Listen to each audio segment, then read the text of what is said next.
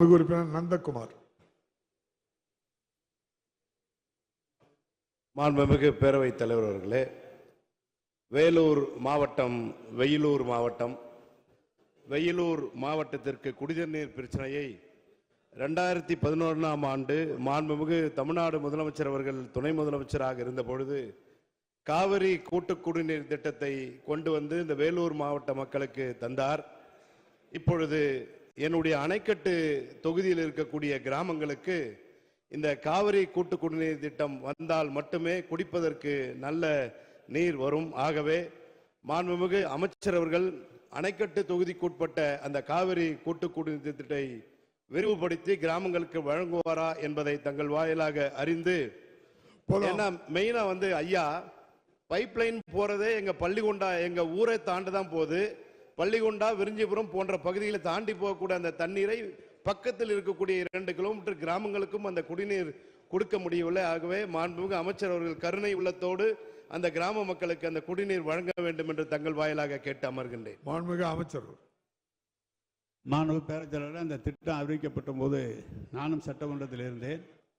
அதை அன்றைக்கு ஒகேனக்கல் கூட்டு குடிநீர் திட்டம் 1வது திட்டம் அறிவிக்கின்ற போது வேலூர் மாவட்டத்திற்கு அந்த திட்டம் வரவில்லை.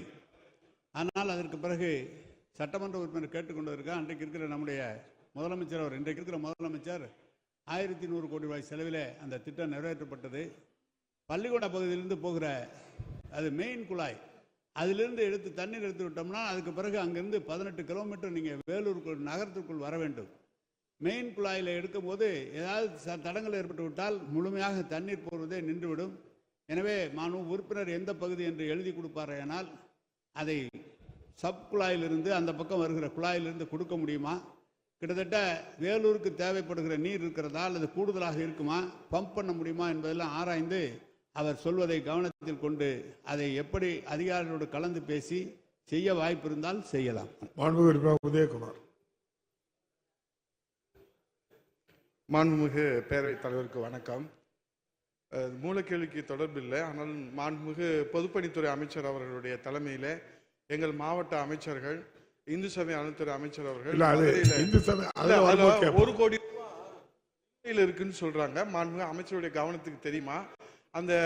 அந்த பணம் கட்டலைன்னா நாங்க அனுமதிக்க மாட்டோம் சித்திரை திருவிழாக்குன்னு அதிகாரிகள் கொடுத்துருக்குறாங்க. அது மாண்புமிகு அமைச்சருடைய கவனத்துக்கு தெரியுமா அப்படின்ட்டு. அந்த சித்திரை திருவிழா கடந்த ஆண்டுக்கு 1 கோடி ரூபாய் நிலுவையில் இருப்பதனாலே மாநகராட்சி அதிகாரிகள் இந்த ஆண்டு அதை கட்டினால்தான் அனுமதி வழங்குவோம்னு சொல்லியிருக்காங்க. மாண்புமிகு அமைச்சருடைய கவனத்துக்கு அது வந்திருக்கிறதா என்பதை பேரவைத் தலைவர் வாயிலாக அறிய விரும்புகிறேன். இது முக்கியமான சித்திரை திருவிழா. இல்ல, நீங்க முக்கியமான ஒரு கவன ஈர்ப்பு தரலாம், ஒரு கேள்வி போடலாம். மாண்புமிகு அமைச்சர் அவர்கள். மாண்புமிகு பேரவைத் தலைவர் அவர்களே, மாண்புமிகு பொதுப்பணித்துறை அமைச்சர், நம்முடைய ரிஜிஸ்ட்ரேஷன் மினிஸ்டர் மற்றும் மினிஸ்டர் அறநிலையத்துறை அமைச்சர் எல்லாம் மதுரையிலே சுற்றி பார்த்து சித்திரை திருவிழா ஏற்பாடுகள் எப்படி இருப்பது என்று பார்த்தார் என்று சொன்னார்கள். அந்த நேரம் எனக்கு பட்டது என்னவென்றால், நான் உடனடியாக மதுரையில் இருக்கிற ஆணையர் வந்திருந்தார், இங்கு சென்னையிலே கூட்டத்திற்காக வந்திருந்தார். வந்தபோது அமைச்சரெல்லாம் போய் பார்த்திருக்கிறார்கள். முழு வேலையும் மாநகராட்சி செய்ய வேண்டிய வேலை, எதையும் எதிர்பாராமல் முழு வேலையை முடித்து மக்களுக்கு எல்லா விதமான அடிப்படை வசதிகளை செய்தார்கள் என்று சொல்லி பணத்தை பற்றியெல்லாம் இல்லை, முழுமையாக எல்லா பணிகளும் செய்து கொடுப்போம் என்பதை தெரிவித்துக் கொள்கிறேன்.